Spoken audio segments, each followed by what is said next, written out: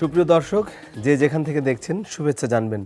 সমসাময়িক গুরুত্বপূর্ণ বিষয় নিয়ে এনটিভির আজকের আলোচনার আয়োজনের আয়নায় আমন্ত্রণ জানাচ্ছি চোখ রাখার, সাথে থাকার। আইএফআইসি ব্যাংক এই সময়ে সঙ্গে আছে আমি হাসান মাহমুদ। দর্শক, আলোচনার সুবিধার্থে সংবাদের কিছু শিরোনাম জানিয়ে রাখতে চাই। আজকের সংবাদগুলোর মধ্যে রয়েছে দেশে প্রথম সমুদ্র পথে ফেরি সার্ভিস চালু, সন্দ্বীপের অর্থনীতি ও পর্যটনে নতুন সম্ভাবনা বলেছেন প্রধান উপদেষ্টা ডক্টর মোহাম্মদ ইউনূস। ঈদ উপলক্ষে রেলপথে আগাম যাত্রা শুরু হয়েছে, যুক্ত করা হয়েছে 5 জোড়া বিশেষ ট্রেন সহ অতিরিক্ত 44টি বগি। দর্শক, কিছু খবর আমরা গেল দুদিন ধরে খুব আলোচনায় দেখছি। সেটি হলো যে জাতীয় নাগরিক পার্টির দুই নেতা হাসানাত আবদুল্লাহ এবং সার্জিস আলমের দুটি স্ট্যাটাস নিয়ে নানা মহলে নানা আলোচনা, এবং বিশেষ করে আওয়ামী লীগকে নিষিদ্ধ করা প্রসঙ্গে, এবং এই নিয়ে হঠাৎ করেই রাজনীতিতে এক ধরনের সরগরম, অর্থাৎ রাজনীতি বলা যায় যে এই বিষয়টিকে কেন্দ্র করে রাজনীতি সরগরম হয়ে উঠেছে। এবং সেনাপ্রধান ওয়াকারুজ্জামানও গতকাল ক্যান্টনমেন্টে একটি ইফতার মাহফিলে জুলাই অভ্যুত্থানে আহতদের পাশে থাকবেন এবং তাদের মনোবল ধরে রাখারও আহ্বান জানিয়েছেন, এবং তিনি তাদের সাথে ইফতার করেছেন এবং উপহার দিয়েছেন। তো সব মিলিয়ে, এছাড়া প্রধান উপদেষ্টা চীন সফর রয়েছে, নববর্ষ ঘিরে মঙ্গল শোভাযাত্রার নাম পরিবর্তনের কথা রয়েছে, এবং আরও বেশ কিছু সংবাদ গণমাধ্যমে স্থান পেয়েছে। বিশেষ করে গাজায় নৃশংস হত্যায় এখনও এই রমজানে করুণ গল্পগুলো সামাজিক যোগাযোগ মাধ্যমে ঘুরে বেড়াচ্ছে, বিশেষ করে গাজায় শিশু নিহতের যেই করুণ কান্নার গল্পগুলো। তো সব মিলিয়ে আমরা সমসাময়িক ইস্যুগুলো নিয়ে আলোচনা করার চেষ্টা করব এই অনুষ্ঠানে। আমার এই আলোচনার জন্য 3 জন অতিথিকে আমরা আমন্ত্রণ জানিয়েছে। রয়েছেন ডান পাশে অ্যাডভোকেট তাইফুল ইসলাম টিপু, সহ দপ্তর সম্পাদক বিএনপি। আমার বাঁয়ে রয়েছেন ব্যারিস্টার সানি আব্দুল হক, যুগ্ম সাধারণ সম্পাদক এবি পার্টি, এবং সবশেষ রয়েছেন সাইফ মোস্তাফিজ, যুগ্ম সদস্য সচিব এনসিপি জাতীয় নাগরিক পার্টি। আপনাদের সবাইকে স্বাগত জানাচ্ছি এই আলোচনায়। আমরা সরাসরি আলোচনায় চলে যেতে চাই এবং শুরুটা করতে চাই একটু সাইফ মোস্তাফিজকে দিয়েই, যেহেতু তার দলের দুজন নেতার বক্তব্যকে ঘিরে রাজনীতি এবং পরবর্তীতে যেটাই বলি আওয়ামী লীগ নিষিদ্ধকরণ নিয়ে বিএনপি, এবি পার্টি বা যাই বলি রাজনীতিতে জামায়াত ইসলামী, সব মিলিয়ে একটা হঠাৎ করেই যেন রাজনীতিটা একটু আগুনে মনে হয় যেন ঘি ঢেলে দেওয়ার মতো হলো।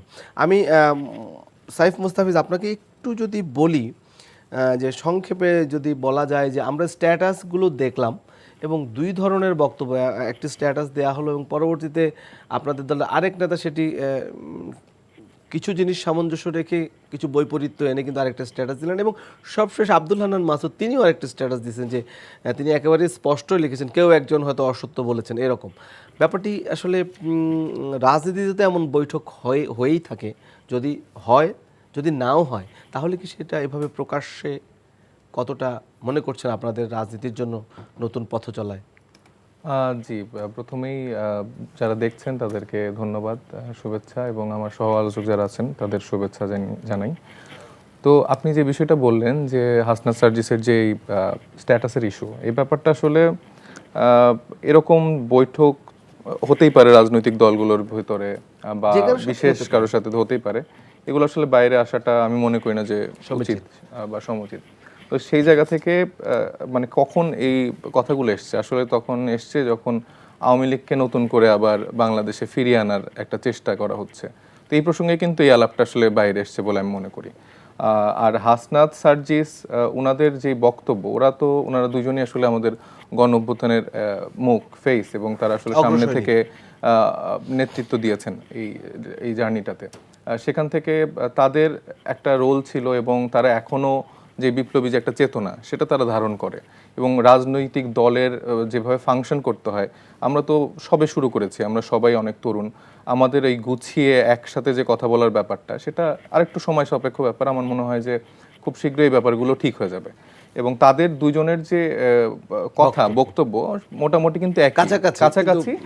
একজনের পার্সপেক্টিভে একরকম, আর একজনের পার্সপেক্টিভে আরেক রকম। তো সেই বক্তব্যগুলো এসছে, কোনোটা কঠোর, কোনোটা একটু কঠোর, কম হালকা। তো সেই জায়গা থেকে আমি মনে করি যে মেইন যে ইস্যুটা এখানে এসছে, যে হাসিনাকে নতুনভাবে আবার ফিরিয়ে আনার একটা প্রয়াস হয়তো কোনো মহলে চলছে বা কেউ চেষ্টা করছে। আমরা জানি যে ভারতের একটা বড় ভূমিকা সেখানে অবশ্যই রয়েছে, সে কারণ দিল্লিতে খুবই সেফলি সে এখানে জীবনযাপন করছে, এবং মানে খুবই বাজেভাবে মানে ভাষা ব্যবহার করতে মানে আমার মাঝে মাঝে মনে চায় যে সে ওখানে বসেও তার মধ্যে বিন্দু মাত্র কোনো লজ্জা নেই। সে এখানে সবার সাথে জুম মিটিংয়ে কথা বলছে, দলের নেতাকর্মীদেরকে নির্দেশনা দিচ্ছে, তাদের মধ্যে বিন্দু মাত্র অনুশোচনা নেই যে তারা এত বড় একটা গণহত্যা চালালো, এবং এই হত্যা চালানোর পরে তাদের মধ্যে যে একটা অনুশোচনা তৈরি হয় তার মধ্যে কিন্তু সেটাও নেই, তার নেতাকর্মীদের মধ্যেও নেই। তারা ডেইলি জুমে মিটিং করছে, তারা বিভিন্ন সময় তাদের নেতাকর্মীদেরকে বলছে অমুক জায়গায় হচ্ছে যে তোমরা সমাবেশ করো, সুযোগ পেলে মিছিলে যাও।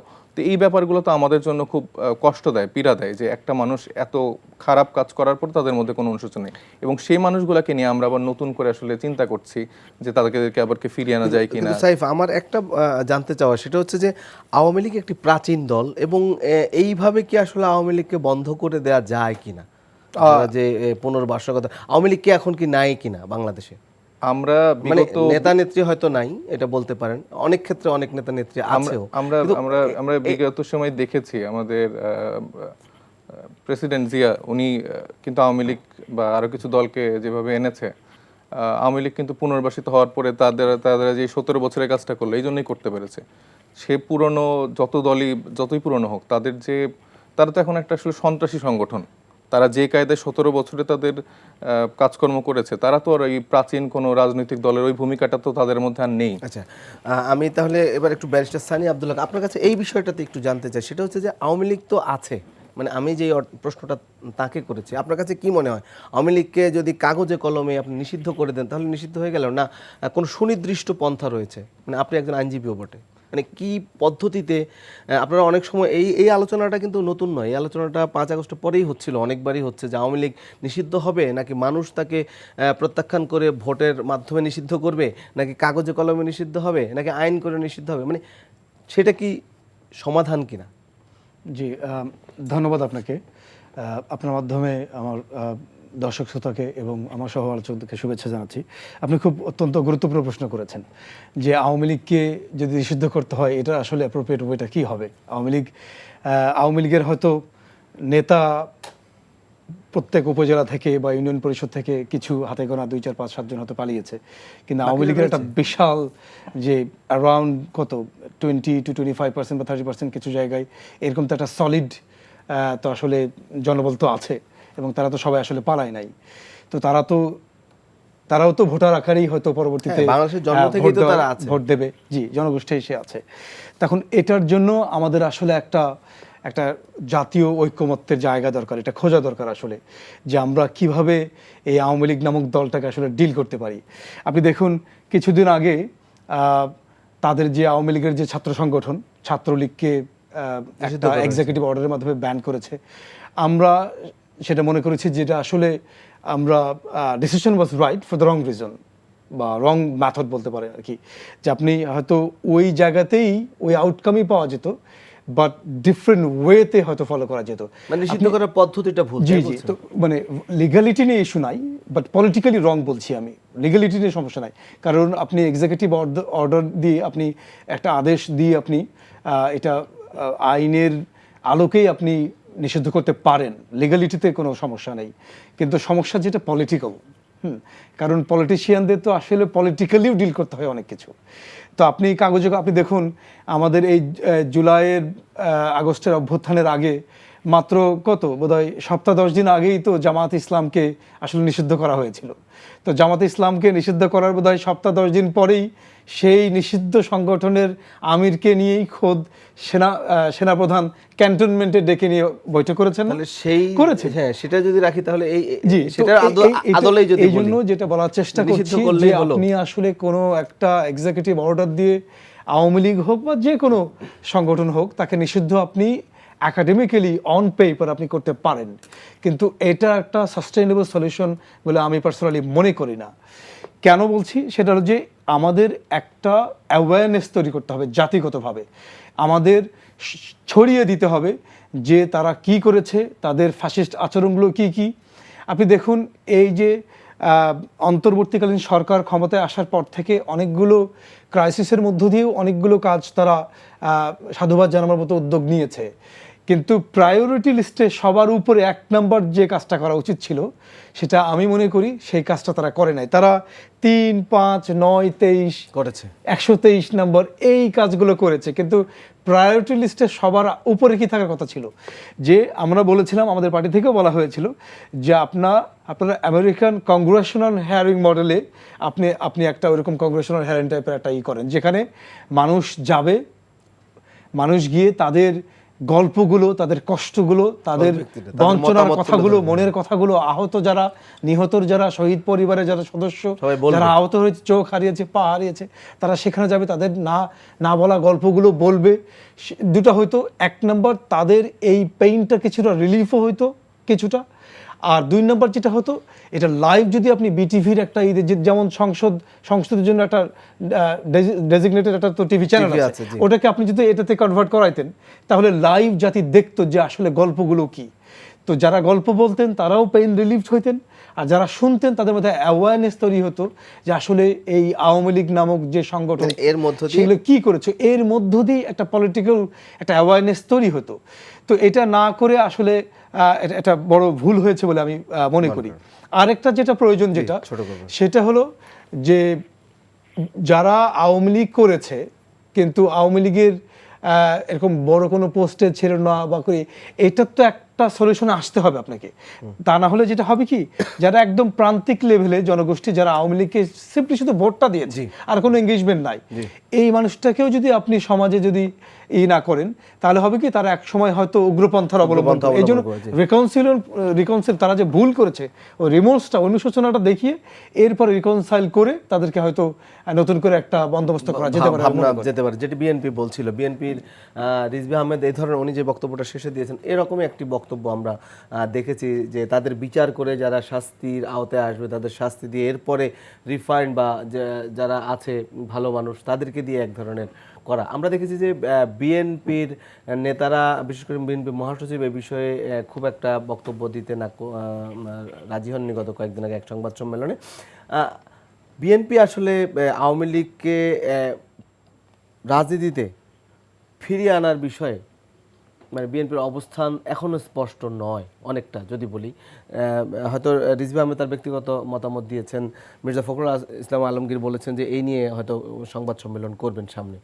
তারা যে বক্তব্যটি দিয়েছেন, আপনার ব্যক্তিগত অভিমতটা কি আসলে আওয়ামী লীগ নিয়ে? আমি তাকে একটু বলে নেই, আসলে রিফাইন্ড ফর্মের কথা বলি না, আমি যেটা বলেছি যে প্রান্তিক লেভেলের যে একটা মানুষ শুধু মনে আওয়ামী লীগ করে ভোটের দিন গিয়ে শুধু ভোট দেয়, বুঝতে পারছি। সে তো এই সমাজেরই অংশ। জি, জি। তো তাকে, সে যে ভুল করেছে এটা, বা এই দলের যে অনুশোচনা, জি, এইটা করে তাকে তো সমাজেই একটা অংশ হিসেবে জি, আমরা শুনবো। কিন্তু আপনাদের নেতৃত্ব পর্যায়ে একটু সময়ের স্বল্পতা আছে। জি, জনাব টিপু। সবাইকে ধন্যবাদ। আসলে আপনি যে কথাটা বলছেন যে বিএনপির বক্তব্য স্পষ্ট না, বিএনপির বক্তব্য বরাবরই স্পষ্ট। কারণ একটা সংগঠন দীর্ঘদিন এদেশে রাজনীতি করছে, সেটা ফ্যাসিজম ওনারা প্রকাশ করছে, তারা অত্যাচার, নির্যাতন, নিপীড়ন সব কিছু করছে, কিন্তু ইচ্ছা করলেই এসআরও জারি করে একটা সংগঠনকে এক রাতে একদিনে ব্যান্ড করা যায় না। আমরা যেহেতু আমি রাজনৈতিক প্রক্রিয়ার মধ্যে দিয়ে আমার রাজনীতির বয়স 43 বছর, ছাত্র রাজনীতি করছি, তো সেখানে সংগঠন করতে যায় যে বিষয়গুলি আসছে, মানুষকে যদি না বোঝানো যায়, আপনার পক্ষে জিয়া রহমান বিএনপি যখন জন্ম দিচ্ছে, তারপরে যদি তখন তো এই মানুষগুলো সব আওয়ামী লীগই ছিল। উনি ওনার কার্যক্রম, ওনার অ্যাক্টিভিটিস দিয়ে মানুষের মন জয় করছে বিধায় 19 দফা দিচ্ছে, তারপর তার ব্যক্তিগত কর্মকাণ্ড দিয়েই তাকে কিন্তু এই দলটাকে ওখান থেকে মানুষকে সরাই নিয়ে এসে মানুষকে আকৃষ্ট করেছে, করে আজকে বিএনপি বাংলাদেশের প্রতিষ্ঠিত একটা রাজনৈতিক দলে পরিণত হয়েছে। ঠিক 5ই আগস্টের পরে আমার কাছে মনে হয়েছে যে সব যে রাজনৈতিক দলগুলো এখন বাংলাদেশে রাজনীতি করছে, সেই রাজনৈতিক দলগুলোর প্রথম কাজ ছিল যে আওয়ামী লীগকে কোন প্রক্রিয়াতে, এদের প্রথম ঐক্যমত হওয়া উচিত ছিল আওয়ামী লীগকে কোন প্রক্রিয়াতে রাজনৈতিকভাবে নিঃশেষ করা যায়। এবং সেই মানুষ এখন, কারণ এই মানুষগুলো তো আমি তো দেখছি যে 5ই আগস্টের পরে আওয়ামী লীগের নেতাকর্মীরা সারা দেশে ইউনাইটেড হয়েছে, এবং এখন আওয়ামী লীগের নেতাকর্মীরা সবচেয়ে ভালো অবস্থায় আছে। কারণ বিভিন্নভাবে বিভিন্ন আমাদের এই রাজনৈতিক নেতারা আমরা যেমন যে আপনাদের দ্বন্দ্বের কারণে, নানান বক্তব্যের কারণে। আমি যে জিনিসটা দেখছি যে আমাদের বিভিন্ন রাজনৈতিক দলের নেতাদের মিডিয়া পাইলেই একটা কথা বলতে হবে, আর এই কথাটা বললেই মোটামুটি 5 মিনিট রাজনীতি করলে কিন্তু রাজনীতি শেষ হয়ে যায়। সারাদিন মানুষ শুনছে, মানুষ এটা নিয়ে আলোচনা করতেছে। আসলে রাজনীতি কিন্তু এটা জায়গা না। রাজনীতি আমরা যেহেতু দীর্ঘদিন করেছি, মানুষের একটা কর্মী তৈরি করতে এই কর্মীর পিছনে অনেক সময় আমাদেরকে ব্যয় করতে হয়েছে। আমি সাংগঠনিক প্রক্রিয়ার মধ্যে দিয়ে যেহেতু আমার জন্ম, সেই জায়গা থেকে আমি বলছি, মানুষ কিন্তু সহজে ইচ্ছা করলেই কিন্তু মানুষ সব আপনার পক্ষে চলে আসবে না। যেমন 5ই আগস্টে আগে যে আন্দোলন সংগ্রাম হয়েছে, একটা ইমোশন মানুষের মধ্যে সৃষ্টি হয়েছে। দীর্ঘ 17 বছর বিভিন্ন ঘাত প্রতিঘাত, নির্যাতন, ব্যক্তিগত নির্যাতিত হয়েছে, মানুষ ইমোশনালি চলে আসছে। এটা যদি আমরা যদি মনে করি যে এটা আমার ক্যাশ, হ্যাঁ এটা সত্য। আরেকজন যদি মনে করে যে তার ক্যাশ, সেটাও সত্য। যে যেটা মনে করবে তার সবটাই সত্য। কিন্তু মানুষ আসছে তার ব্যক্তিগত প্রয়োজনে, তার ব্যক্তিগত ক্ষোভ থেকে মানুষ কিন্তু রাস্তায় নামছে এবং প্রতিনিয়ত জীবন দিয়েছে। এখন দেখেন, যারা ক্ষতিগ্রস্ত হয়েছে, যারা সবচেয়ে বেশি ক্ষতিগ্রস্ত হয়েছে, তাদেরকেও কিন্তু আজ পর্যন্ত সরকারের কোনো সুবিধা পায় নাই। আমি দেখলাম তো যে কিছুদিন আগেও চিকিৎসার জন্য কি প্রধান উপদেষ্টার বাসভবন ঘেরাও করতে গেছে। কেন যেতে হবে? কারণ আজ প্রধান উপদেষ্টা কিন্তু একদিনও কিন্তু আন্দোলন করে নাই, এবং এর আন্দোলনে কিন্তু তার কোনো ভূমিকা নাই। তো সে আরামে থাকছে, অথচ যারা সাফার করছে বা উপদেষ্টা যারা হয়েছে তারাও কিন্তু কোনো ভূমিকা, তেমন কোনো ভূমিকা 2-1 ব্যতীত। কিন্তু এখন দেখেন তারা আরামে আছে। আমরা যারা নির্বাচনের কথা বলছি, আসলে নির্বাচন কোন প্রক্রিয়াতে হবে, আর নির্বাচন হলে আওয়ামী লীগের এই ভোটার গিলা কোথায় যাবে, সেটাই বলছি। আওয়ামী লীগের ভোটার গিলাকে কিভাবে তাকে ডিভাইডেশন করতে হবে, সেই ভোটগুলাকে কিভাবে মোটিভেটেড করতে হবে, এই বিষয়গুলি কোনো রাজনৈতিক দলেরই কিন্তু কোনো পরিকল্পনা আমি দেখছি না। সেই ক্ষেত্রে ওরা আরো ইউনাইটেড হয়েছে। এবং আজকে দেখেন চেয়ারম্যান, মেম্বার, সরকারের যে বেনিফিটটা, মূল বেনিফিটটা কিন্তু আওয়ামী লীগের নেতাকর্মীরাই এখন পর্যন্ত সিংহভাগ, সরকারের বিভিন্ন অফিসার থেকে শুরু করে আপনার গ্যাসরুটের প্রান্তিক ওয়ার্ড পর্যায়ে পর্যন্ত আওয়ামী লীগের নেতাকর্মীরাই কিন্তু এটা বেনিফিটটা পাচ্ছে। হ্যাঁ, কেউ বৈষম্য বিরোধী আন্দোলনের নামে যায় চেয়ারম্যানের কাছ থেকে 2টা কার্ড নিচ্ছে, কেউ জামাতের ব্যানারে নিচ্ছে, কেউ অন্য আরেক দলের ব্যানারে নিচ্ছে, এবং ওরা মনে করতেছে যে ওদের কিছু দিয়ে যদি আমরা যদি ভালো থাকতে পারি তাহলে থাকছে। কিন্তু মেন বেনিফিটটা কিন্তু সেই আওয়ামী লীগের জায়গাতে আওয়ামী লীগে নিচ্ছে। এখানে আমরা যে নির্বাচনের কথা বলছি, এই নির্বাচনে যদি আওয়ামী লীগের ভোটাররা কোন দিকে যাবে, এটা নিয়ে কোনো রাজনৈতিক দলের কোনো অ্যানালাইসিস বা আরো কোনো বক্তব্য আবার আমার কাছে আমি দেখি না। সেই কারণে যে ভোটে দাঁড়াইলেই আমরা মনে করছি যে অনেকে মনে করছে যে 5ই আগস্ট আগে যেভাবে মানুষ নামছে, ভোট আমাকে কিন্তু সেভাবে দিবে, তা দিবে না। ভোট দেওয়া এক জিনিস, আর কিন্তু আন্দোলন আর এক জিনিস। আন্দোলনে একরকম প্রেক্ষাপট থাকে, ভোট দেন আর একরকম প্রেক্ষাপট থাকে। হ্যাঁ, অনেকেই বলে, যেমন আটরশিপির এক সময় আমাদের নেত্রীকে বলছিল যে আমার এতগুলি আমার এতগুলি সমর্থক আছে। তাহলে ম্যাডাম তখন তারা বলছে যে ঠিক আছে, আপনি তাহলে নির্বাচন করতে আপনি তো ক্ষমতায় যাবেন। কিন্তু সমর্থক এক জিনিস, ওই পীরের সমর্থক মুরিদ এক জিনিস, আর ভোটের জিনিস আরেকটা। যেমন আমরা হয়তো আমি মনে করছি যে আমাদের তরুণ নেতৃত্ব যারা, তারা মনে করছে যে আমাদের সাথে এত % 30-এর নিচে ভোটার আছে। আসলে সব ভোটার তো ওই আন্দোলনে নামছে, কিন্তু ভোট যে ওই জায়গায় দিবে তা তো না। ভোট দেওয়ার সময় তাদের অনেক ম্যানিপুলেশন হবে, যেমন পারিবারিক বিষয় আসবে, সামাজিক বিষয় আসবে, এলাকাগত বিষয় আসবে, অনেকগুলি বিষয় আসার পরে কিন্তু যে যার জায়গায় চলে যাবে। আলোচনায় আমরা এবার একটু যেতে চাই সাইফ মোস্তাফিজ, যুগ্ম সদস্য সচিব এনসিপি। আপনার কাছে একটু যেতে চাই যে ঐকমত্য কমিশন, যে এই কথাটি আপনাদের 3 জনের প্রথম পর্বে আমরা যে কথাটি এসেছে যে আসলে আওয়ামী লীগের বিষয়ে, আওয়ামী লীগকে কি করতে হবে বা আওয়ামী লীগের বিষয়ে তাদের বিচার এবং তাদের বিষয়ে, তাদের রাজনৈতিক বিষয়ে, তাদের ভোটার, সব মিলিয়ে আপনারা যারা রয়েছেন এখন, তাদের রাজনৈতিক কোনো বোঝাপড়া নেই এবং ঐকমত্যের অভাব রয়েছে। এটি মোটামুটি আপনাদের 3 জনের কথায় অনেকটাই স্পষ্ট হয়েছে, আপনাদের এই 3 দলের কথাই যদি বলি। আমি এই পর্যায়ে একটু জানতে চাই সাহেব মোস্তাফিজ, যে আপনারা ঐকমত্য কমিশনে একটি জমা দিয়েছেন এবং আপনারা বেশ কিছু সুপারিশ দিয়েছেন, যেটা আমরা বলছি যে সংস্কার সুপারিশমালার বিষয়ে। আমি আপনাদের সম্ভবত তুষার, তিনি সেদিন ব্রিফ করছিলেন এবং বলেছিলেন, বিষয়গুলো তুলে ধরেছিলেন, সুপারিশমালার বিষয়গুলো। আমি 2-3টি বিষয় আপনাকে একটু জানতে চাই। এক হচ্ছে, আপনারা ভোটার করতে বলেছেন 16 বছর এবং প্রার্থী হতে বলেছেন 23 বছর, এটি সুপারিশ করেছেন, এটি একটি বিষয়। এবং আসলে বাংলাদেশের প্রেক্ষাপটে 16 বছরে ভোটার হওয়া কি এখন এটা সমীচীন মনে করছেন? মানে 18 বছর যেখানে আমরা বলি যে মানুষ প্রাপ্তবয়স্ক বিষয়টা রয়েছে, সেই ক্ষেত্রে আপনারা 16 কেন করলেন? আর 23-এর জায়গাটি 21 অথবা হতে পারে 25, এই জায়গা না থেকে আপনারা মাঝামাঝি, মানে বিষয়টা কি? এবং সংবিধানেরও বেশ কিছু আপনারা সংস্কার চেয়েছেন, নতুন সংবিধানের বিষয়ে বলেছেন। আমি যদি ভোটারের বিষয়টাই বলি, তারপরে বাকি অংশটা আপনি নিশ্চয়ই বলবেন। জি দেখুন, আমাদের কিন্তু এনআইডি 16 বছরেই আমরা পাই আর কি। তো সেই জায়গা থেকে ভোটার হতে হলে 18 বছর হতে হয়, মানে জাতীয় পরিচয়পত্র। জাতীয় পরিচয়পত্রটা এনআইডি। তো আমরা 16 বছরে কিন্তু পেয়ে যাই। আর 23 বছরের যে ব্যাপারটা, সেটাকে একটা মানদণ্ড ধরে সেটা একটা আপনি বলছেন মানদণ্ড। যে, ভোটার হওয়া মূল উচিত। যে মানদণ্ড আমাদের এই 17 বছরের যেই মানে ফ্যাসিস্ট আমল, সেখানে তো আমাদের সব রাজনৈতিক দল মত নির্বিশেষে সবাই অনেক চেষ্টা করেছে, কিন্তু এইবারকার আন্দোলনটা সফল হওয়ার কিন্তু মূল কারিগর আমাদের এই জেনজি যে বলছি আমরা, এই জেনারেশন জি, এদের কিন্তু একটা সব থেকে বড় ভূমিকা ছিল। এদেরকে নিয়ে আমরা আসলে তখন মানে সবাই যখন ফ্রাস্ট্রেটেড থাকতো যে মানে এদের দিয়ে কি হবে, এরা আসলে কি করবে, এরা সারাদিন মোবাইল টিপে, সারাদিন গেম খেলে, মুভি দেখে, কিন্তু এরাই যে আসলে মাঠে নেমে আসলে নিজেদের জীবন উৎসর্গ করে দিয়ে আমাদেরকে এই নতুন একটা মানে বিজয় আমাদেরকে উপহার দিল, সেখান থেকে তাদের প্রতি আমরা একটা সম্মান প্রদর্শন করতে চাই। তো সেই জায়গা থেকে আমরা বলেছি যে 16 বছর হতে পারে। আর যেখানে প্রার্থী হওয়া, সেখানে একটু ম্যাচুরিটির একটা ব্যাপার থাকে। তো সেই জায়গা থেকে আমরা মনে করছি 21-এর জায়গায় 23 হওয়াটা সমীচীন। তো সেই ম্যাচুরিটির জায়গাটা আমরা আর কি চিন্তা করেছি। 25-এর জায়গা থেকে 23, তো এইটা মেইনলি আমাদের মানে চিন্তার বিষয়টা 25 ছিল। বা 21 নয় কেন সেটা বলছি। 23 মানে যে মাঝামাঝি মাঝের একটা যে জায়গা। এটা ছিল সেটাই আমরা রাখতে চাইছি। আমরা বললাম যে জেনারেশন জি কে আমরা যেহেতু ওই সম্মানটা করতে চাই, জেনারেশনকে অ্যাকোমোডেট করার জন্য সেটা বলছেন, যে তারাও যাতে অন্তর্ভুক্তির মধ্যে আসে, তারাও যাতে মানে জনগণের প্রতিনিধি হিসেবে থাকতে পারে, এবং তাদের যে নতুন চিন্তা, এটা আসলে আমাদের যারা কিছুটা প্রবীণ রাজনীতিবিদ যারা আছেন, তাদের চিন্তার সাথে একটা মেলবন্ধন হওয়াটা আমি মনে করি যে এটা আসলে জরুরি। এই মেলবন্ধনটা নাই দেখেই আসলে আমাদের বিগত সময়ে আমরা অনেক সমস্যার সম্মুখীন হয়েছি।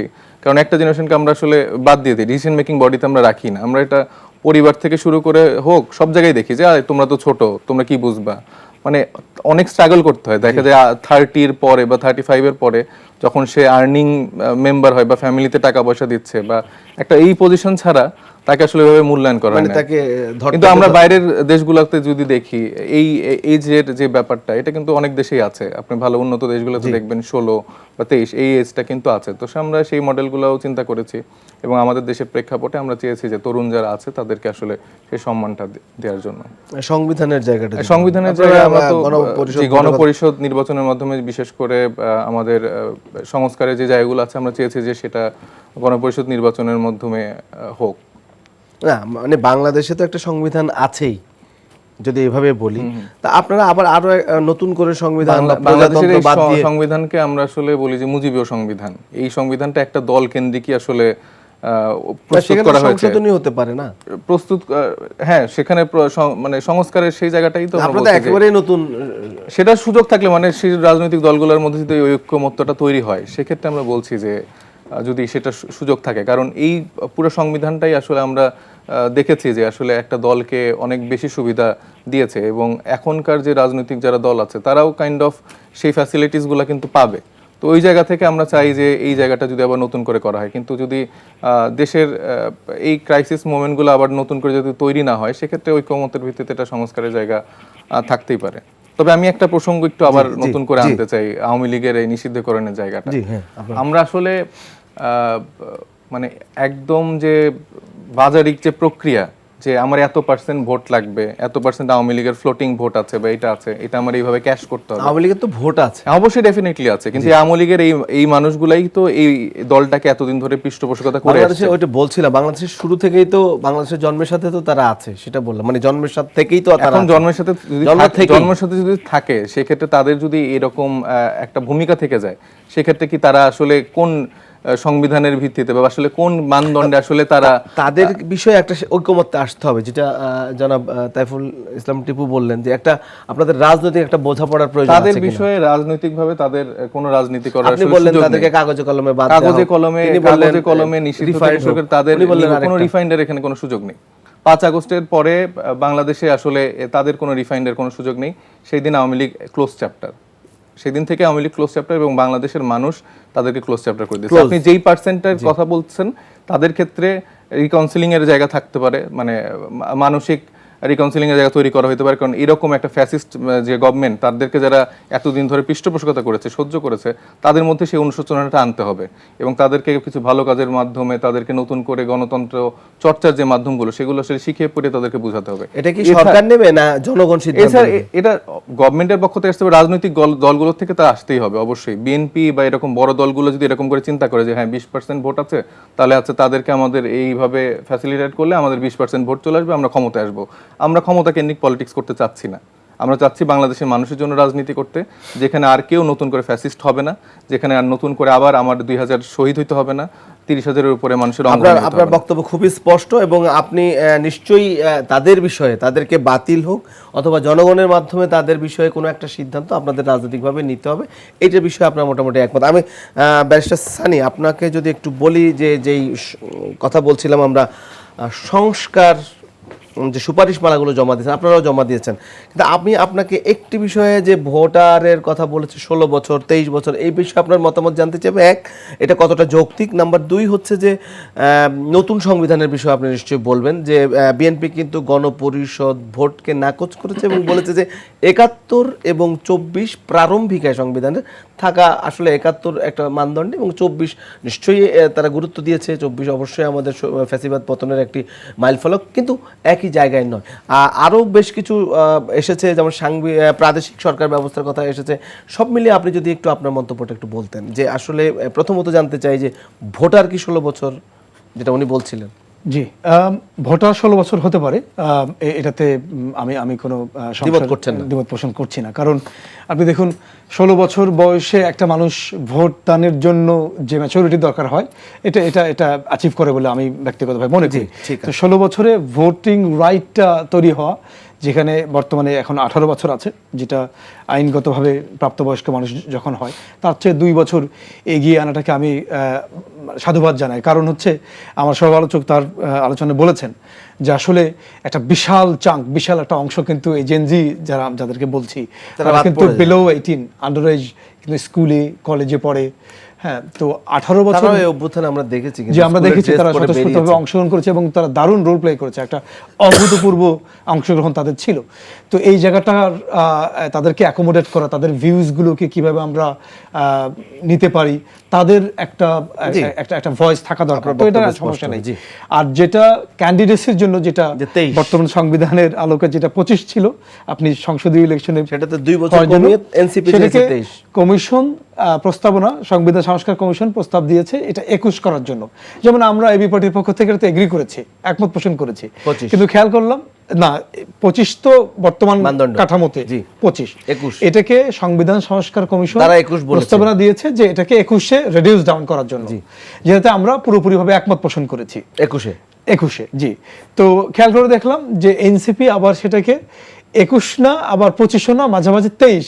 তো এর কোনো লজিক্যাল এক্সপ্লেনেশন আমি পার্সোনালি বোঝার চেষ্টা করেছি, কিন্তু আমি খুঁজে পেতে সমর্থ হই নাই যে আসলে এই দুটোর মাঝখানে আমরা থাকবো, এটা ছাড়া কোনো লজিক্যাল এক্সপ্লেনেশন কেন 21 নয়। সাইফ মোস্তাফিজ একটু বলার চেষ্টা করেছেন, উনি বলেছেন আর কি যে তাদের ম্যাচুরিটির বা এরকম বলার চেষ্টা করেছেন, বা স্টিল আমি কনভিন্স না আর কি যে 21-এও যে ম্যাচুরিটি আসার কথা, কারণ আর 25-এ দূরের মাঝখানে 23টাই কেন দ্য বেস্ট, এটা আমি স্টিল নট কনভিন্সড। তো এটা বললাম। আরেকটা হচ্ছে যে সংবিধানের কথা বলছি। সংবিধান দেখুন, আমরা যখন প্রাথমিকভাবে যে প্রস্তাবনাগুলো যখন রাজনৈতিক দল অংশীজনের কাছ থেকে যখন প্রস্তাবনা আহ্বান করা হয়, আমরা কিন্তু শুরুতে বলেছি যে সংবিধানকে আসলে পুনর্লিখন করা দরকার। এখন সংবিধান যে অনেক মোটা একটা বই কিতাব, এটাকে একেবারে ছোট করে কমিয়ে, একেবারে ছোট করে শুধু একটা ভ্যালু সিস্টেমটা আমাদের কি হবে। হ্যাঁ, আপনি দেখুন না, ব্রিটেনে তো আসলে কোনো কনসলিডেটেড সিঙ্গেল বুকই নাই, আর আমেরিকাতেও কনস্টিটিউশন তো অনেক ছোট, আমাদের এখনো যেটা আছে সেটাও তো অনেক কাটাছেঁড়া। জি, তা আমরা বলার চেষ্টা করেছি যে সংবিধানকে আসলে পুনরুত্থান করা দরকার, এটাকে ছোট করে এমন করে বোঝার, এটা যেন শুধু ভদ্রপল্লীর ভাষায় লেখা এরকম যাতে না হয়, মাঠে ঘাটে কৃষক, শ্রমিক, মজুর, জনতার মতো জি সবাই যখন বুঝতে পারবে এই বইয়ে আমার এই কথাটা লেখা আছে, যতক্ষণ পর্যন্ত এটা হবে না ততক্ষণ পর্যন্ত এই সম্ভব লেখা সম্ভব, কেন সম্ভব নয়? আইনের কারণ আপনি যদি ফাঁকফোকরগুলো। এমন করে কমপ্লেক্স করে যদি আপনি ড্রাফট করেন কনস্টিটিউশনকে, এমন মোটা কিতাব করেন, তাহলে তো একজন জেলে শ্রমিক মজুর তো আসলে ওই সংবিধান পড়ার সাহসই করবে না। এই জন্য বলছি যে আমাদের এটা নিয়ে কাজ করা দরকার, কিভাবে আমরা এটাকে প্রত্যেকটা মানুষের উপযোগী, পৌঁছে দেওয়া। সবাই যেন সেন্স অফ ওনারশিপ ডেভেলপ করে, সবাই যাতে বুঝে যে এই বইটা আমার, এখানে আমার এই অধিকারের কথা লেখা আছে। এইটা হওয়ার আগ পর্যন্ত আসলে সংবিধান শুধু ভদ্রপল্লীর ভাষায় লেখা সংবিধান জি, শুধু আমি- কিতাবে রয়ে যাবে। জি, আমি পরবর্তী যে প্রশ্নটা আপনাকে করেছি সেটাতে আপনাদের পরে আসছি। আপনার দুইটো বক্তব্য আপনার স্পষ্ট বোঝা গেছে। আমি একটু প্রাদেশিক ব্যবস্থা নিয়ে একটু বলতে- এইটা আমি একটু পরে আসছি, ওই জন্য আপনাকে একটু থামালাম। এই বিষয়ে আমি তাইফুল ইসলাম টিপু আপনার বক্তব্য শুনতে চাই যে আপনারা বলেছেন গণপরিষদ ভোট নয়, এটা বলেছেন, এবং আরেকটি বলেছেন যে আমরা যেটা বললাম যে ৭১-এর পাশাপাশি ২৪ নয়, সংবিধানের প্রারম্ভিক এবং সংবিধান সংশোধন নতুন কোনো এটা বাংলাদেশে এখন নতুন জন্ম নেয়নি, যেটি সালাউদ্দিন আহমেদ বলেছিলেন কালকে, যে নতুন বাংলাদেশ হয়নি, যে নতুন কোনো সংবিধান হবে। তো এই বক্তব্যগুলো এবং ১৬-র কথা বলেছেন, ২৩-এর কথা বলেছেন, এই বিষয়ে যদি আপনি কিছু বলতে চান। আচ্ছা, ঠিক আছে, আপনি থাকুন। আসলে আমি আপনার বলি, সংক্ষেপেই বলবো। জি জি, সেটা হচ্ছে যে ৭১ আর ২৪ এক না। ৭১-এর ফাউন্ডেশন দিয়ে কিন্তু আমি আজকে এ বড় ২৪ পাইছি। ৭১ না হলে কিন্তু আমি ২৪ পাইতাম না। ৭১ দিয়ে ভূখণ্ড ৭১ আমি ভূখণ্ড পেয়েছি, পরাশক্তির বিরুদ্ধে লড়াই করছি। সেই লড়াইয়ের মধ্যে দিয়ে কিন্তু এই দেশ স্বাধীন হয়েছে, এবং স্বাধীনতার পরবর্তী পর্যায়ে আমার আজকে ডিগ্রি, আমার সার্টিফিকেট, আমার বিচার ব্যবস্থা, শাসন ব্যবস্থা, সকল ব্যবস্থা কিন্তু সেটার মধ্যে অনেক কাটাছেড়া হয়েছে, অনেক ম্যানিপুলেট হয়েছে। আমি বলছি আওয়ামী লীগালারা এই ১৭ বছর না আরও আগে থেকে তাদের পক্ষে অনেক যুক্তিতর, অনেক সংবিধান সংশোধন করে নিচ্ছে তাদের মতন করে। তার মানে এই না যে আমার মূল শক্তি কিন্তু ৭১, এবং ওই সংবিধান, যে সংবিধান আছে সেই সংবিধান কিন্তু মূল সংবিধান। এখন এটাকে পরিবর্তন, কালের পরিবর্তন করা যেতে পারে। ২৪-এর মতন ৯০-ও কিন্তু একটা পার্ট, সেই আন্দোলন কিন্তু আমি একদম কর্মী ছিলাম। ৯০ হ্যাঁ, এখানে ২৪-এ হয়েছে আমরা ৭১-এ আমরা বিদেশির সাথে লড়াই করে আমরা স্বাধীন ভূখণ্ড স্বাধীনতা পেয়েছি। পেয়েছি। আর ২৪-এ এসে আমরা ফ্যাসিবাদের বিরুদ্ধে লড়াই করে ফ্যাসিবাদ সরকারকে সরাইছি। এখানে ডিফারেন্স কিন্তু দুইটা।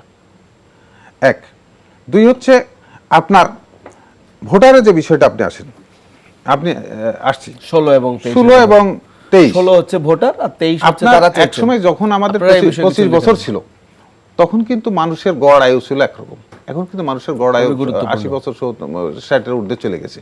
সেই কারণে আগে ক্যান্ডিডেট পাওয়া যেত না, এখন কিন্তু অনেক ক্যান্ডিডেট পাওয়া যাচ্ছে। এবং এই গড় আয়ু ক্যান্ডিডেটগুলি একটা ৪০ এখন অনেকে, আমি ৪৩ বছর রাজনীতি করার পরে কিন্তু আমি আজকে পর্যন্ত কিন্তু ক্যান্ডিডেট হতে পারি নাই। কিন্তু সেই সময় যখন দেশ স্বাধীন হয়েছে তখন কিন্তু ৩২ বছর ৩৩ বছর বয়সেও কিন্তু মানুষ হয়েছে। আবেগ এক জিনিস আর বাস্তবতা আর এক জিনিস। আবেগ দিয়ে আন্দোলন করা যায়, আবেগ না হলে কিন্তু আন্দোলন হয় না, আবেগ না হলে কিন্তু রক্ত দেওয়া সম্ভব যেটা না। ৭১ বাস্তব যারা বুঝে তারা কিন্তু আন্দোলন রাস্তায় নামেন। আজ যে দেখছেন আপনি সারা বাংলা এই আন্দোলনেই যাদের বয়স 40 আপ বা যাদের বয়স 60 আপ, তারা কিন্তু রাজপথে ছিল না, কারণ তারা বাস্তবতার সাথে চলছে। আবেগ, ইমোশন যখন ছিল, আমি যখন এরশাদ বিরোধী আন্দোলন করছি তখন মনে করছি, মিছিলে যাওয়ার সময় মনে করছি যে একটা শহীদের বিনিময়ে যদি, একটা লাশের বিনিময়ে যদি এর সাথে পতন হইতে, সেই লাশটা আমি হবো। প্রত্যেকটা কিন্তু এই আবেগটা আমাদের ছিল, এই আবেগটা, এই ডেডিকেশনটা এসে আপনার ২৪ সালেও এই ইয়াং জেনারেশনের মধ্যে আসছে। হ্যাঁ, এবং এর সাথে সাথে এবং মনে হয় এটা ওই সময় থাকে, ওই সময় থাকে। এবং আবেগ যখন সৃষ্টি হয় তখন দেখেন আশপাশের হকার্সরাও পর্যন্ত মুভমেন্টে যুক্ত হয়েছে। এটা ২৪ সালে হয়েছে, মানে ফলে রেজাল্টটা আসছে। এখন আমি যে কথা বলছি যে সরকার চালানো, দেশ চালানো, দেশের মানুষের ভাগ্য উন্নয়নের জন্য একটা বয়স কিন্তু একটা ফ্যাক্টর, অভিজ্ঞতা একটা ফ্যাক্টর। সেই কারণে বললেই ২৩ বা ২৪ বা ১৮ নিয়ে আসলে হবে না। মানে আপনি বলছেন যে আন্দোলনটা ঠিক করা যায়, আন্দোলন ঠিক করা যায়, কিন্তু রাজনীতি এবং দেশ পরিচালনা করে সেটা ভিন্ন। এখন আপনার ৭৫ বছরের মানুষ আপনার ২৩ বছর বা ২২ বছরের মানুষকে ভোট দিবে, এটা আপনাকে ভাবতে হবে, মানুষের পালসটাও বুঝতে হবে, কারণ তারাও সবাই শিক্ষিত।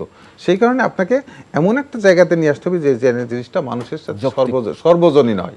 সেই কারণে আপনার ভোটার আপনার ১৬ বছর কেন, ১২ বছরের মানুষও ভোট দিতে পারবে, ভোট দিতে যেত। কিন্তু ১৮ বছর একটা স্ট্যান্ডার্ড, যেখানে মানুষের ম্যাট্রিক পাস করে একটা ধাপ পাস করার পরে তারা ইন্টারমিডিয়েটে যায়, তখন থেকে তারা ভোটার হয়। এই কারণেই মানুষকে এই জায়গাতে আমার কাছে মনে হয়েছে রাখা গেছে। কিন্তু আমার মতে এখন যেহেতু বয়স বেড়ে গেছে, সেই ক্ষেত্রে গড়ায় গেছে, সেই ক্ষেত্রে মানুষগুলাকে এবং দেশ চালানো পরিকল্পনা, এই যে এই সরকারের প্রথমে স্টার্টিং থেকে যে অহজবরল একটা অবস্থা চেয়েছে, এই যে একটা হজবরল অবস্থার মধ্যে কিন্তু এই সরকার চলছে, সরকার পিসফুলি কিন্তু চলতে পারছে। কিন্তু একটা রাজনৈতিক সরকার একটা বয়সের লোক দিয়েই করতো, সেই কারণে সেই জায়গাতে ভালো ভালো চলতো। এখন আসেন আওয়ামী লীগকে শেষ করার যে প্রক্রিয়া, আওয়ামী লীগকে নিঃশেষ ওই করার যে আলোচনা আমরা প্রক্রিয়া, একটু- আমি একটা লাইন বলেন, একটা প্রক্রিয়ার মধ্যে আমি এক লাইনে শেষ আমরা করব, একটু বিরতি নিয়ে পরে আসতে চেয়েছিলাম যদি এক লাইনে আচ্ছা, একটা জি বলুন। সেটা হচ্ছে যে এর জন্য একটা সুদূরপ্রসারী পরিকল্পনা লাগবে।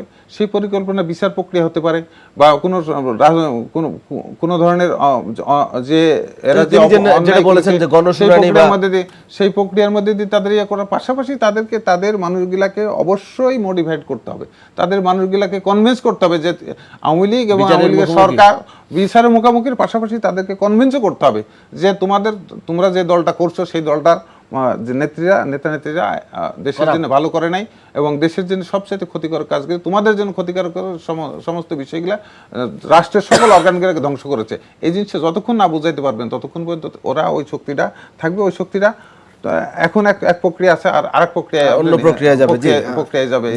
জনাব ব্যারিস্টার সানি আব্দুল হক, আপনার কাছে চলে যাচ্ছি। আপনার বাকি যে অংশটি বলার কথা ছিল যে সংস্কার প্রস্তাবে যে বিভিন্ন রাজনৈতিক দল সংস্কার প্রস্তাবে সুপারিশমালা দিচ্ছে, আপনারাও দিয়েছেন, বিএনপি দিয়েছে এবং এনসিপি দিয়েছে। আপনার কাছে জানতে চেয়েছিলাম তখন যে প্রাদেশিক সরকার ব্যবস্থার যে বিষয়টি বলেছেন সে বিষয়ে আপনি বলতে চেয়েছিলেন, একটু যদি বলেন যে এটা আসলে ফরম্যাটটা কি এবং কেন এটা প্রস্তাবনা করা হচ্ছে। জি, আমি প্রাদেশিক শাসন ব্যবস্থা প্রবর্তনের আগে আপনি আমাকে আরো একটা কোশ্চেন করেছিলেন যে ৭১ আর ২৪কে আমরা কিভাবে দেখি। জি, ওটা একটু ছোট করে বলে তারপর আপনার ছোট করে দুটোই করব।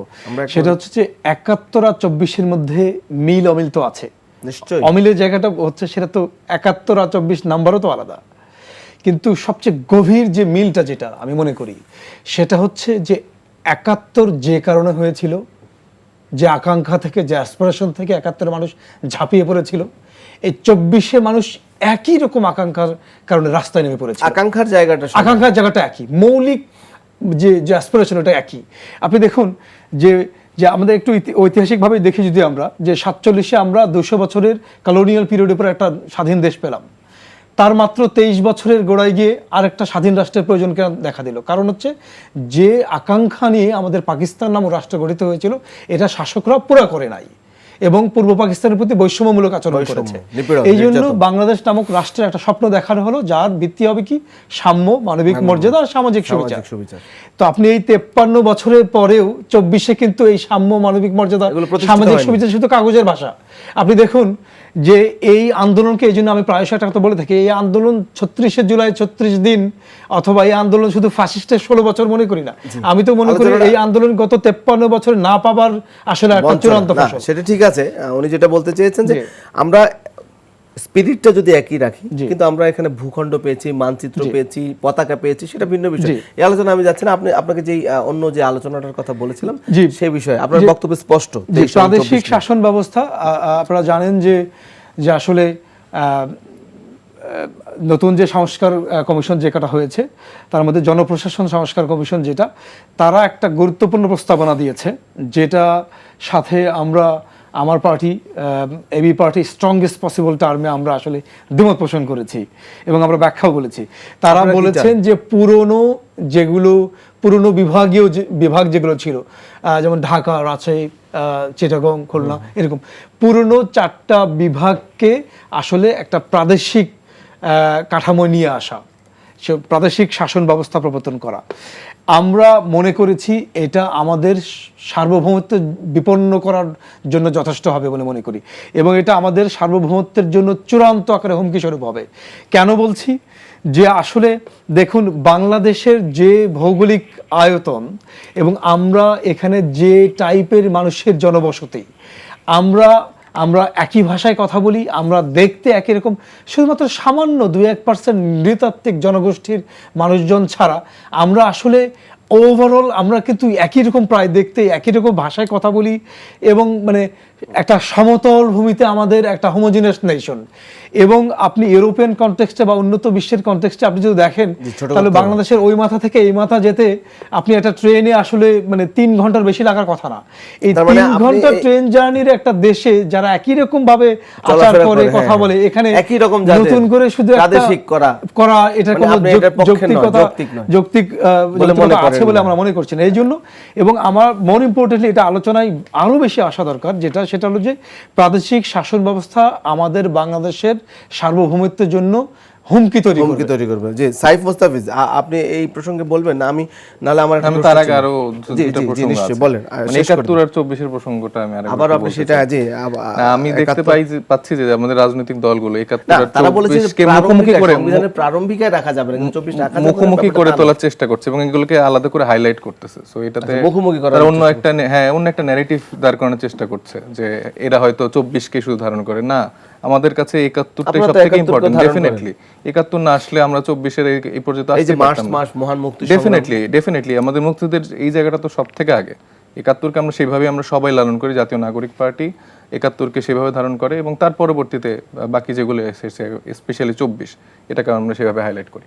আর হচ্ছে ভাই একটা কথা বললেন যে প্রার্থী হওয়ার ক্ষেত্রে যে তরুণদের জায়গায় তাদের ভূমিকা পালন করা বা তাদের সেই জায়গাটা তারা আদৌ পারবে কিনা, সেখানে আমি বলতে চাই যে ভাইরা হয়তো 90-এর যে আন্দোলন করেছে সেটা তো অবশ্যই তারা সেই সময় করেছে, সেই সময় তারা আবার মাঠে ফিরে মানে ঘরে ফিরে গেছে, হ্যাঁ, ঘরে ফিরে যাওয়ার পরে তারা তাদের মতো পড়ালেখা চালিয়েছে। তো আমাদের মধ্যে তো একটা জাতীয় নাগরিক পার্টিতে ম্যাক্সিমাম ধরেন 15% হচ্ছে যে ধরেন মাস্টার্সের স্টুডেন্ট বা শেষ করেছে সদ্য, কিন্তু আমরা কিন্তু সবাই বেশিরভাগই ইয়াং প্রফেশনালস। আমাদের দলে দেখবেন যে মোটামুটি 20 to 25% মানুষ দেশের বাইরে থেকে চলে এসছে। এই 17 বছরের ভ্যাকিউমে আমরা তো দেখছি আমাদের মেধাগুলো শুধু বাইরে পাচার হচ্ছে, এবং দেশের সেই ব্যবস্থাটা না থাকায় তারা কিন্তু দেশে আসলে ওইভাবে ভূমিকা পালন করতে পারছে না। কিন্তু তারা দেখা যাচ্ছে গুগলে বা বড় বড় কোম্পানিতে যে জায়গাগুলোতে তারা রোল প্লে করছে, সেখানে আমরা দেশে থেকে অনেকের সময় চিন্তাও করতে পারি না। আমাদের যে রাজনৈতিক দলের প্রবীণরা যারা আছেন তারা তো 17 বছর না, তারা তো বিগত পুরো সময় ধরেই রাজনীতি করে আসছে। তারা আসলে দেশের কিভাবে এরকম চেঞ্জ করতে পারছে। প্রতিটা গভর্নমেন্টেই যারা ছিল, ইভেন বিএনপিও তাদের যে সরকার আমল, তাদের সেখানে সাকসেসফুলের রেটটা আসলে কতটুকু, তারা আসলে কি চেঞ্জটা আনতে পেরেছে, সেই দুর্নীতি বলেন, সেই টেন্ডারবাজি বলেন, চাঁদাবাজি, সেগুলোই তো আমরা আসলে দেখতে পেয়েছি। সেই নতুন ধারার জায়গা থেকে আমাদের যে তরুণরা যারা দেশের বাইরে ছিল, যারা দেশে আমরা ইয়াং প্রফেশনালস আছি, আমরা মনে করেছি যে দেশে আমাদেরকে একটা ভূমিকা পালন করতে হবে। দেশের জনগণ যদি মনে করে যে ভোটের রাজনীতিতে এরা আসতে পারে, তাহলে কিন্তু সেই পরিবর্তনটা তারা আনতে পারে। তো এই তরুণদেরকে আসলে আমি বলবো যে ছোট করে দেখার কোনো সুযোগ নেই। বিএনপির মতো বড় রাজনৈতিক দলের থেকে আমি আশা করবো যে তারা আমাদেরকে সেই সম্মানের জায়গাটা দিবে। নিশ্চয়ই নিশ্চয়ই। আমি বিএনপির তাইফুল ইসলাম টিপু অ্যাডভোকেট, আপনার কাছে একটু জানতে চাই, তিনি আপনাদের কাছে নিশ্চয়ই বক্তব্য শুনেছেন। আমরা তো সবাইকে সম্মান দিই, আপনারা স্বাগতও জানিয়েছেন, আপনাদের নেতারাও গিয়েছে তাদের ওপেনিং এ, এটাও আমরা দেখেছি। নতুনরা রাজনীতিতে অবশ্যই সম্পৃক্ত হোক, এটা আমরা চাই। আপনারা আবার গিয়েছেন? এটাও এখন হচ্ছে আপনার এনসিপি ক্যান্ডিডেট হচ্ছে একটু ইয়াং, এই জন্য ওরা তো কম বয়সী চাচ্ছে যে প্রার্থীদের করার, প্রার্থীদের 23 করেছে, তাই তো? এটা বলছেন আপনি? এটা হয়তো হতে পারে। আর আমি আর দু একটা কথা বলবো, সেটা হচ্ছে যে আপনার নির্বাচন প্রত্যেকটা দলে কিন্তু বা প্রত্যেকে কিন্তু নির্বাচন নিয়েই কথাটা বেশি বলছে। হ্যাঁ, নির্বাচন নিয়েই তো কথা এখন হচ্ছে। নির্বাচনটা এখন মূল একটা গণতান্ত্রিক হয়ে গেছে দুইটা, একটা হচ্ছে সংস্কার, একটা হচ্ছে নির্বাচন। এই দুইটা নিয়েই এবং কথা হচ্ছে। তারেক রহমান বলেছেন সংস্কার এবং নির্বাচনকে অনেকে মুখোমুখি দাঁড় করানোর চেষ্টা করছে, এখানে যাচ্ছে। নির্বাচন করার জন্য যারা আমরা বলছি, দেখেন 17 বছর বলেন আর এই 6 মাস বলেন, যারা আন্দোলন সংগ্রাম করছে তারা কিন্তু ক্যান্ডিডেট হওয়ার জন্য কিন্তু মাঠে কোনো নামে নাই। এখন দেখেন যে এই কয়দিনে একটু ভালো পরিবেশ দেখি, দেখা যাচ্ছে অনেকেই সুন্দর শাড়ি পরে, অনেক সুন্দর পাঞ্জাবি পায়জামা পরে এলাকায় যাচ্ছে। আবার অনেক ধরনের ব্যবসায়িকরাও বিভিন্ন জায়গা থেকে রাজনীতি করার জন্য বিভিন্ন লোকের দ্বারে দ্বারে যাচ্ছে, হয়তো বা তারাই এই সুবিধাটা পাবে। যেমন এই উপদেষ্টা পরিষদে যারা সুবিধা পাইছে, এখন তারাই হয়তো নির্বাচনে এই সুবিধাটা পাবে। কারণ আমরা যারা রাজপথে ছিলাম তাদের তো আসলে ওই অর্থবিত্ত করার সময় পাই নাই। আমরা জেলখানায় যাবো না ফেরারি থাকবে, এই অবস্থার মধ্যে থাকছি। তো আমি যে কথাটা বলতে চাচ্ছিলাম, সময় যেহেতু কম, নির্বাচন করার জন্য, নির্বাচন পার হওয়ার জন্য বা নির্বাচন সুষ্ঠু সুন্দর করার জন্য যে পরিবেশ বা যে সংস্কার দরকার, সেই সংস্কারের কাছে সরকারও যায় নাই, নির্বাচন কমিশনও যায় নাই, কোন রাজনৈতিক দলগুলাও কিন্তু এই বিষয়গুলো এই যে আইনশৃঙ্খলা পরিস্থিতিও আইনশৃঙ্খলা কিন্তু পরিস্থিতি অস্বাভাবিক। মানে আমি সেই কথা বলছি যে দেশের যে রাজনৈতিক কাঠামো, সেই কাঠামো এখন টোটালটাই হচ্ছে নির্বাচনের যে বিষয়, সেটা হচ্ছে আওয়ামী লীগের কন্ট্রোলে। আওয়ামী লীগকে আমরা যতই বিরোধিতা বলছি, আওয়ামী লীগের টোটাল মানে কি বলছে আন্ডারগ্রাউন্ডে আপনার আমি তো নাই মেম্বার, চেয়ারম্যান, উপজেলা চেয়ারম্যান, ইএনও, ওসি, ডিসি থেকে শুরু করে সচিব পর্যন্ত সবই তো শেখ হাসিনা নিয়োগপ্রাপ্তরা এখন পর্যন্ত সারা দেশ চালাচ্ছে। তাদের অধীনে না। আমরা এখন নির্বাচনটা 8 সালের মতো হবে না 18 সালের মতো হবে না 24 সালের মতন হবে না আর একটা নতুন ডাইমেনশন হবে, এটা তো এখনো ক্লিয়ার না। এই জন্য আমি মনে করি যে আগে নির্বাচন কেন্দ্রিক সংস্কারটা আগে করা দরকার। নির্বাচন কেন্দ্রিক সুষ্ঠু অবাধ করার জন্য নির্বাচন কেন্দ্রিক যা যা সংস্কারটা আগে প্রয়োজন, তারপরে বাকি সংস্কারগুলো আস্তে আস্তে প্রক্রিয়ার মধ্যে দিয়ে এই সরকার কিছু করবে, পরবর্তী সরকার কিছু করবে, তার পরবর্তী সরকার কিছু করবে, সব কিন্তু একদিন সংস্কারটা চলমান প্রক্রিয়ায় থাকবে। এবং যখনই আমরা এই যে বিতর্কগুলি সংবিধান চেঞ্জ করতে হবে, নতুন সংবিধান তৈরি করব, যখন আবার একজন বলবে যে না এই প্রক্রিয়া না আজকে নির্বাচন না কালকে নির্বাচন, তাহলে হবে কি অনির্বাচিতরা সুযোগ পাবে দীর্ঘদিন থাকার এবং এই ফ্যাসিবাদরা আবার বাংলাদেশের মধ্যে ঢোকার বিভিন্ন কৌশলগুলি অবলম্বন করার চেষ্টা করবে এবং ফ্যাসিবাদরা আবার এই দেশের মধ্যে আরেকটা নতুন প্রক্রিয়া শুরু করবে। এবং আমি যেটা মনে করছি, আমার কাছে যেটা মনে হয়েছে যে রাজনৈতিক নেতাদের যে বক্তব্যগুলো, এরা মনে করছে যে এই তো সুযোগ এসে গেছে, নির্বাচন হলেই আমরা এখন তো আর কেউ নাই, আমি মনে হয় গোলটা করে ফেলবো। কিন্তু বাস্তবতা হচ্ছে যে আপনাকে ভোটের যুদ্ধে যেতে হলে, মানুষকে ভোটারকে গ্রহণযোগ্য করতে হলে যে যে প্রক্রিয়াগুলি দরকার, সেই প্রক্রিয়াগুলিতে সরকার এখন পর্যন্ত যায় নাই এবং কোন রাজনৈতিক দলগুলো এই বিষয়গুলি ভাবছে, বক্তৃতা বিবৃতিতে ভাবছে বলে মনে হচ্ছে না। সুন্দর করে আমরা টিভির সামনে একটা কথা বলছি আর এই কথাটা মানুষ দেখতেছে, মনে করছে যে আমি নেতা হয়ে যাচ্ছি। মানে হচ্ছে যে আপনি চাচ্ছেন যে নির্বাচন কেন্দ্রিক নির্বাচনের দিকে যাওয়া প্রথম প্রয়োজন এবং নির্বাচনের দিকে যাওয়া। 71 সালেও সৃষ্টি হয়েছে নির্বাচনের কেন্দ্র করে, 24 সালেও নির্বাচনকে কেন্দ্র করে, 90 সালেও আন্দোলন শুরু হয়েছে নির্বাচনের ভোটাধিকার প্রয়োগের বাধা দেওয়ার বা ভোটের অধিকারকে সুষ্ঠুভাবে মানুষকে দেয় নাই বা এই দেশের মানুষ পায় নাই বিদায় এই বৈষম্য কেন্দ্রিক। 24টাও কিন্তু ভোট আগে থেকে ভোটের ক্ষোভটার থেকে আস্তে আস্তে পঞ্জীবিত ক্ষোভ রয়েছে। 7 জানুয়ারি পর্যন্ত ছিল ভাই। আপনাদের যে নির্বাচন কেন্দ্রিকের যে আলাপের কথাটা বলছেন, মানুষগুলো রাস্তায় নামছে, এটা 7 তারিখে ছিল। যে মানুষগুলো রাস্তায় নেমেছে তারা সংস্কারের জন্য নেমেছে। মোস্তফা ভাই ঠিক আছে, আপনার সাথে আমি দ্বিমত করি না, কিন্তু মানুষগুলা কিন্তু সব মানুষগুলা যখন আপনার মানুষগুলা যারা নামছে তারা বললামই তো যে প্রত্যেকেরই পার্সোনাল পঞ্জীবিত ক্ষোভ। তিনি বলছেন যে নির্বাচনের জন্য নয়, কেউ ভোট দিতে পারে না, কেউ গুম হয়েছে, কেউ খুন হয়েছে, কেউ কারো জমি দখল হয়েছে, কারো বাড়ি দখল হয়েছে। আমি কিন্তু ক্ষোভ থেকে এই আপনি যে ক্ষোভের কথা বলছেন, এই ক্ষোভটাকে কিন্তু আবার এই 36 দিন বা এই 16 বছরে কিন্তু এই ফ্রেমে আটকে রাখা ঠিক হবে না। কিন্তু এই ক্ষোভটা কিন্তু মাত্র 16 বছরের না, আমি তো মনে করি এই ক্ষোভটা গত 53 বছরের হতে পারে।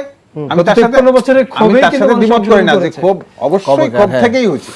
আমি তো বললাম যে পঞ্জীবিত ক্ষোভ থেকে হয়েছে, এতে কোনো সমস্যা, মানুষ অধিকার পায়নি, বৈষম্য হয়েছে, কারণ তার থেকে হয়েছে। অনেক সময় আমি তো এই আন্দোলনটার সাথে আমি প্রত্যক্ষভাবে জড়িত ছিলাম, কারণ প্রত্যেকটা স্টেটমেন্ট তখন আমি দপ্তরের দায়িত্বে ছিলাম, আমি স্টেটমেন্টগুলো দিয়েছি। তখন আমি আন্দোলনটা প্রতিনিয়ত সারা দেশকে মনিটরিং করছি। সেখানেও আপনার কোন রাজনৈতিক নেতা যখন নেতৃত্ব সংকট হয়েছে, তখন কিন্তু সাধারণ মানুষরা কিন্তু অনেক সময় এই আন্দোলনকে আগায় দিছে। আপনারা যেদিনকে আন্দোলন হয়েছে, এখানে যখন ঢাকা ইউনিভার্সিটিতে পারে নাই, তখন ওই যে প্রাইভেট ইউনিভার্সিটির ছাত্ররা উত্তরায়, তারপরে আপনার বাড্ডাতে যখন ওরা বিস্ফোরণ ঘটাইছে, তখন চারিদিক থেকে এটা আসলে বিভিন্ন ভাবে সাধারণ মানুষরা কিন্তু আপনাদের যে নির্বাচন কেন্দ্রিক যে আন্দোলনগুলো ছিল সেভাবে কিন্তু মাঠে নামেনি দেখেই কিন্তু আপনারা নির্বাচন কেন্দ্রিক মানুষের লক্ষ লক্ষ সফল কিন্তু হতে পারে। বললাম তো যে আপনাকে 7 জানুয়ারি আপনাদের আমেরিকার দিকে অমুকের দিকে আমরা একেবারে অনুষ্ঠানের শেষ পর্যায়ে চলে এসেছি। আসলে আপনাদের নিশ্চয় অনেক বক্তব্য রয়েছে, সেগুলো আমরা পরে অন্য কোনো অনুষ্ঠানে শুনবো। দর্শক, এই ছিল আজকের আয়োজনে আলোচনার সারবস্তু। এই আলোচনা থেকে প্রাপ্ত কিছু যুক্ত হোক, খোলা থাকুক সত্যের চোখ। সবাই ভালো থাকবেন, শুভরাত্রি।